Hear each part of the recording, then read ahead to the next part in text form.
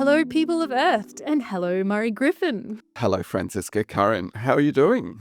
I'm very well, thank you. I'm very well.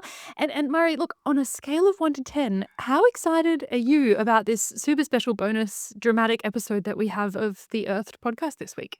A scale of 1 to 10, put me down for an 11, Francisca. Oh my gosh, that is fantastic to hear. Me too. Yes. And do you want to talk about why? Well, we were recording our normal weekly episode, and there was a bit of content in there centered around the Senate estimates. And we just thought, it's too good to be wrapped up in the rest. It has to have its own episode this week. Yes.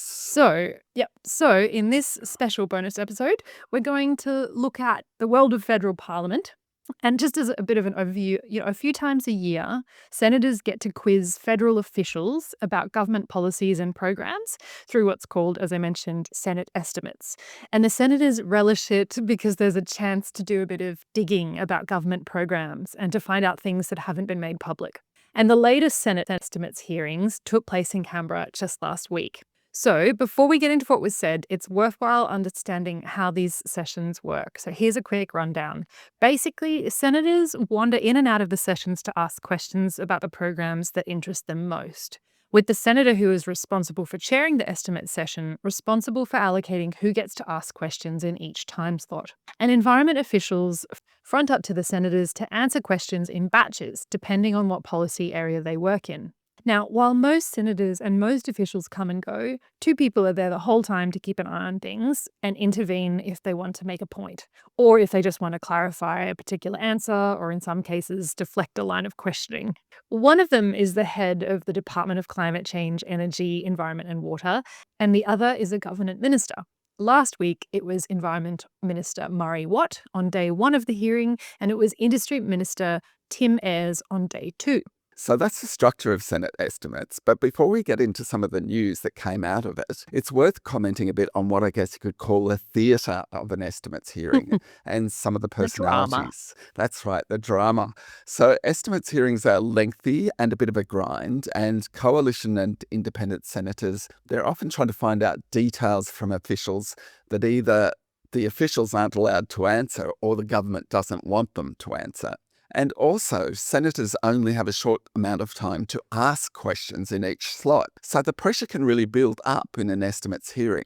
On top of that, senators all have an eye to the media that is watching the estimates hearings, so they aren't above dropping in a bit of colourful language to maximise the chances of getting themselves a bit of coverage. So, as a result, you can often hear quite a bit of tension and tetchiness in estimates exchanges, although sometimes it all seems a bit manufactured. For example, some of the exchanges between Environment Minister Murray Watt and Liberal Senator Andrew Bragg sound suspiciously like banter, and I wouldn't be surprised if the two of them headed off after estimates to have a chat over a beer.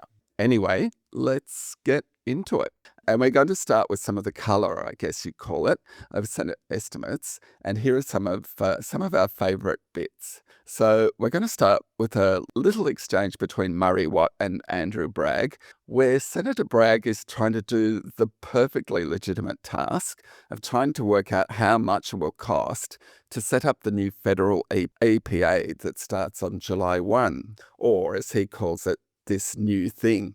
But unfortunately for Senator Bragg, he's not sure what his colleague, Senator Henderson, Liberal Senator Henderson, Sarah Henderson, has already asked about these costs, presumably because he wasn't in the room when she asked them. And compounding his problems, he accidentally brings paperclips into the equation, which causes no end of trouble. Here's the audio.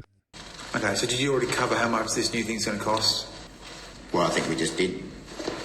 So what's the cost difference? How much more does it cost to have all the paperwork and all the business cards changed to this new thing?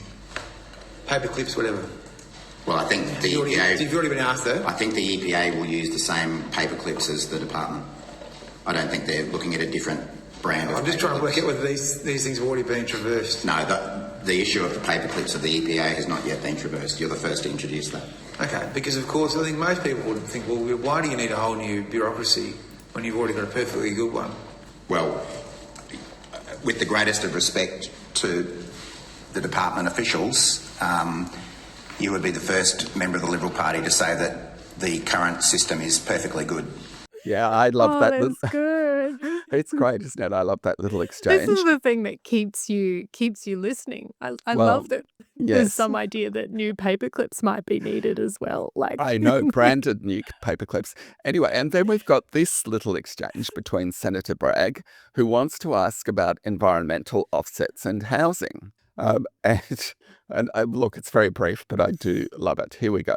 Let's just say someone smarter than me wants to build some houses. Okay? It's hard to imagine, but I'll try.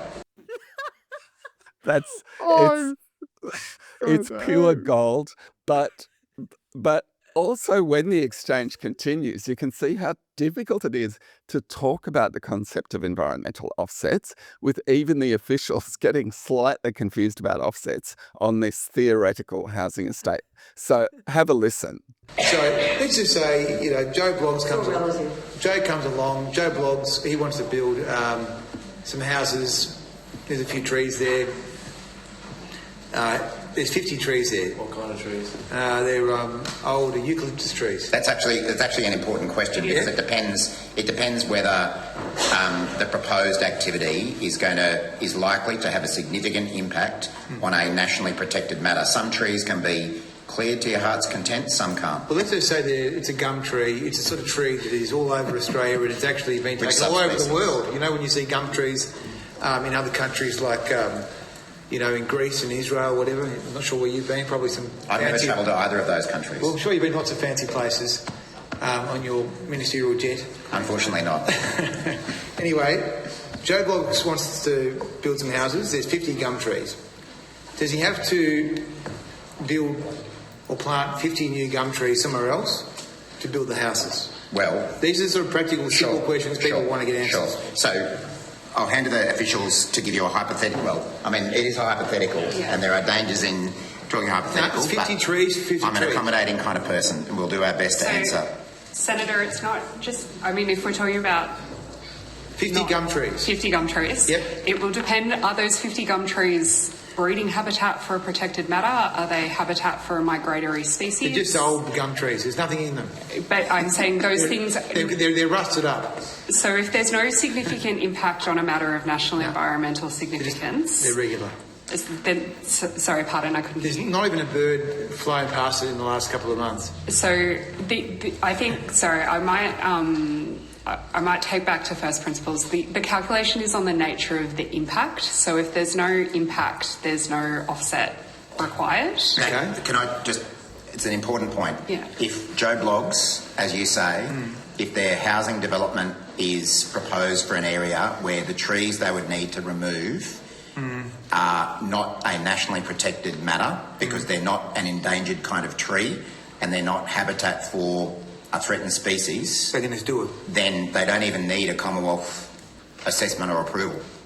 Okay, but what if there is a protected bird that flew past there recently, or maybe in the last few decades, that was sighted by someone, and it's been alleged that this old rusted gum tree has a special bird near it? Well, that's when it potentially... That'd be black cockatoo. If it is likely, black cockatoos in WA, big issue. If an activity is likely to have a significant impact on a threatened species, whether it be a bird, a tree, or whatever, well, that's another example.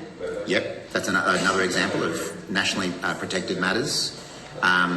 Then it would require an EPBC assessment and approval. Okay. In really short terms, the proponent would be required to avoid impacting that threatened species, Right. potentially by chopping down trees in some areas and not others. They would need to minimise the impact. And if there was still going to be residual impacts, that's when they would need to find offsets, and that's where the system works out what the appropriate offset is. And we're going to hear one more clip from Senator Bragg that's about invasive species. And this one shows how hard it is to jam in a lot of important questions, many of which end up being deferred and answered by officials later on, which is called taking a question on notice. And it's an exchange between Senator Bragg and Australia's Threatened Species Commissioner, Dr. Fiona Fraser. What's happening with the fire ants funding? The fire ants program is funded jointly by, it's a national biosecurity arrangement, and it's funded jointly by agriculture and other. So are you doing anything on that? Beg your pardon? It's not part of invasive species? No, it's an entirely But separate. it is an invasive species, isn't it? It's an invasive species, but it's managed under a separate management agreement, and the Australian government is putting, I think, over $260 million into that. Our agriculture colleagues can correct that, as part of an eradication program for South East Queensland, and that's jointly with the Queensland government. What about the rabbit coordinator? Is that you? Again, that's managed by the department, funded by the Department of Agriculture. We're going faster than I thought, Mr. Chairman. I'm delighted. I can't wait to see you do agriculture estimates. You don't want to come? You want to come? Mate, I did that for more than 2 years. I've earned my... Let's stay focused, Senators. Yeah, all right. Well, see how you go. Okay, what about... do you do deer eradication? We do deer control for a number of projects around the country where they're impacting threatened species. What about yellow crazy ant control? Yellow crazy ant control is something that the department has a focus on. In particular, the Minister just made an announcement on yellow crazy ants for our World Heritage Area wet tropics. That's under the new Saving Native Species program of $6 million over 2 years. But also for areas such as Christmas Island, which has a large number of endemic threatened species which are impacted by yellow crazy ants, we have an eradication program underway there. And how long is that going for? The Christmas Island program, I'll just have to look that up. Thanks. So at the moment, just over the last couple of years, Parks Australia have been provided with an additional $3.7 million to focus on yellow crazy ants. Yellow crazy ant work has been undertaken on Christmas Island for many years, but most recently, under the first phase of the Saving Native Species program, there was additional $3.7 million. Oh, hang on. Yeah, additional $3.7 million put into yellow crazy ants, but also feral cats and some other invasive species on That's the envelope for all of those things? Yeah. For feral cats as well? Yep. Feral cats on Kangaroo Island or feral cats somewhere else? So back to Christmas Island, there's $3.7 million which were put into Christmas Island under the first phase. That's the ants, yeah? No, that was ants and cats. And cats. And wolf snakes. And what? Wolf snakes. Yep, they're an invasive species there. Well, can you provide, I don't want to take too much of the committee's time, but can you provide a breakdown of funding for each of these programs on notice? We can provide information on all the feral cat funded projects. And the ants. And yellow crazy ants. And the worms, whatever you said they were. What was the other one? Snakes? Wolf snake. There's one wolf. I don't need to take that on notice. There's one wolf snake project, and it's happening on Christmas Island. Yeah, okay. Do you do the National Wild Dog Plan? No, we don't, Senator. What about the weeds? No, that's agriculture, isn't it? Weeds, agriculture, yeah. And the National Rabbit Coordinator? That's funded by agriculture. That's not you? No. You're off the hook. Thank you. And the ants, and the worms, whatever you say, and the wolf snake. You're off the hook. Thank you. I know, isn't it good? But like the way, you can just see, okay, I've got to cover this off, this off, all of which are important. Yeah, so it's a bit of a race, against time. Okay, let's continue. And here's a little bit where this is from day 2, and this is where Industry Minister Tim Ayres gets a bit of a rebuke from the committee chair for being a bit too blunt about rebuilding Australia's energy system. And we just got to keep on with the job of rebuilding what turned into, under Mr Morrison and Mr Taylor, a busted-ass electricity system. Senator Ayres, I don't think that's an appropriate... clapped out electricity system, I should say. Thank you, Senator Ayres. I'm going to pass the call on. So yeah. good. So good. All right. And just one more clip. It's between One Nation Senator Malcolm Roberts and Climate Change Authority Chair Matt Keane. Here we go. Right now, every country that has adopted a significant proportion of solar and wind has increased its costs and is not competitive. We used to be the cheapest electricity in the world. Now, outside of Europe, we're the most expensive.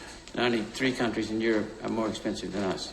We're on the road to bankruptcy. That's just wrong. Like you've got to be called out for that nonsense, Senator. It's not true. It's not fact. It's not fact. Okay, I'll ask you a second question. Yeah, thank you, Mr. In 2050, Australia, UK, Japan, Canada, some South American countries and the EU, basically the 2050 Club, will in your world have zero greenhouse gas emissions.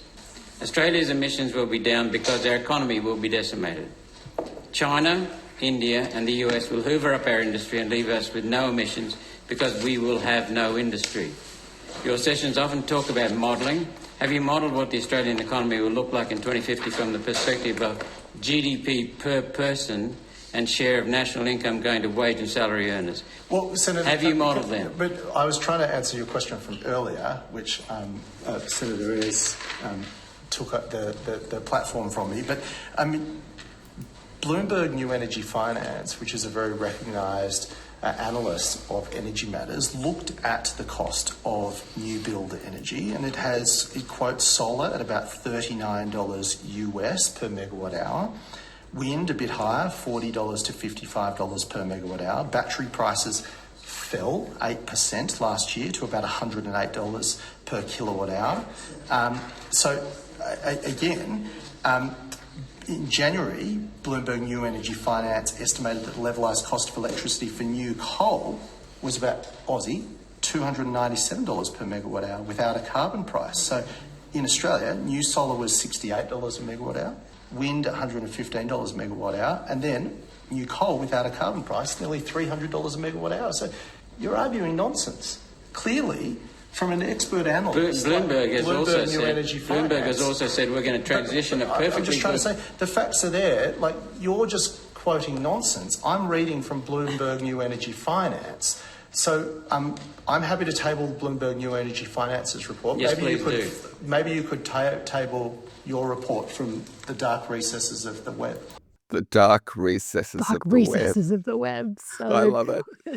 And here's one more exchange between those two. Okay, last question. Really? Employment in Australia went backward in April, didn't it?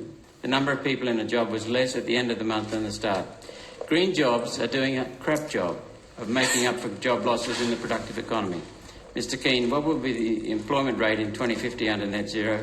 How many more people will lose their jobs? I just reject the premise of the way you frame this question, and I'll cite the Treasurer of New South Wales, the Honourable Daniel Mookie, who this week said that New South Wales was projected to go into recession had it not been for the renewables investment that was being made into that state. The energy roadmap, which I was the architect of, and we legislated with multi-partisan support, that has kept the New South Wales economy afloat, and that's something we should all be proud of, and we should be working to grow our economy and grow our prosperity, not standing in the way of doing so like you're trying to do, Senator. It's hard to move on from this, but I know, but I guess we should. there's plenty of serious material that emerges through Senate estimates amongst it all. And so, for example, through estimates, we learned that there are currently 156 renewable projects in the EPBC assessment pipeline, along with 59 coal, gas and oil projects and 49 critical minerals projects. We also learnt that for clean energy projects, the average approval time is 131 weeks, which goes to show why everyone is keen to take steps to shorten environmental assessment timeframes. And we also learned that 12 of the 15 coal stations in the national electricity market experienced an unplanned outage in the fourth quarter of 2025, which translates to 15% of the coal capacity being offline at some stage during the quarter. Which is amazing. It's so large. Yeah. We also learned that in the first quarter of this calendar year, compared to the first quarter 2025, the overall average capacity of coal outages increased by 467 megawatts, equivalent to a 23% increase. And of that, 463 megawatts was coal capacity in Queensland. Yep. Those are amazing statistics, and they show why we can't just rely on keeping our coal-fired power stations going as a solution to our energy problems. They just aren't up to the job. And an environment official explained this to the Senate estimates hearing in a fairly poetic way. The official described the coal power plants as being, and I quote, "a little bit like my 20-year-old Holden Commodore. I might try to take it to Sydney. A lot of the time it'll get me there, but increasingly I can't fully rely on it. It's entirely possible that it may break down on the way or possibly not be the most safe way of getting there anymore." I love that quote. And I mean, particularly Yeah, because officials normally, they're a bit stitched up. They're on guard. But it was just a nice bit of whimsy sort of thrown in there. And of course, it did make me wonder, Yeah. well, a senior bureaucrat driving around in a 20-year-old Holden. Holden Commodore, I thought they were all driving around in much more Driving luxurious from Canberra cars. to Sydney, like, Yeah. yeah. That's very good. Very good. Yes. Okay. On the upside, we also learned at Senate estimates that in the 9 months to 31st of March this year, the Clean Energy Finance Corporation made a record $6.4 billion in new investment commitments. To be clear, those aren't grants. They're discount loans for the most part to help get projects moving, and those loans have to be paid back. And those commitments made by the Clean Energy Finance Corporation were made to a wide range of projects spanning renewable energy, transmission infrastructure, transport, nature, and property and household electrification. Estimates also talked a bit about waste and recycling too. Environment officials told Estimates that a review of Australia's main recycling and waste law is almost complete, and a report will go to the Environment Minister Murray Watt very soon. And officials also said that federal, state and territory governments are working on a draft agreement that would result in them being able to harmonise their product stewardship schemes. Product stewardship schemes are things like Australia's schemes for getting refunds on empty drinks containers and for recycling used TVs and computers. And the agreement that governments are currently working on will result first up in new stewardship schemes to better manage packaging waste and used batteries.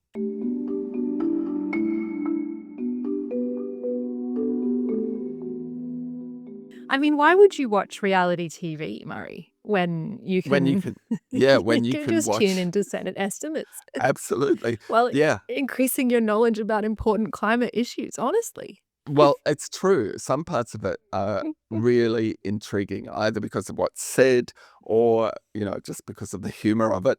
A lot of it is like watching paint dry, must be said. Yes, but not the bits that we chose to extract. It's not never going to be in a Netflix top 10, but the bits we pulled out, I think, hopefully people will agree, were quite interesting for one reason or another. But anyway, that's it for our coverage of Senate estimates. We hope you enjoyed this special bonus episode of the Earthed podcast. 2 more people are crucial to making this podcast happen. Sophie Sedaris and the co-founder of the Earthed news service, Chris Dancy. And if you enjoyed the Earthed podcast, please follow it and rate it. And if you're on the hunt for more Australian climate and environmental content, check out our other podcast called Track Changes. And don't forget the Earthed newsletter. You can find it at earthed.au. See you next time. See you next time.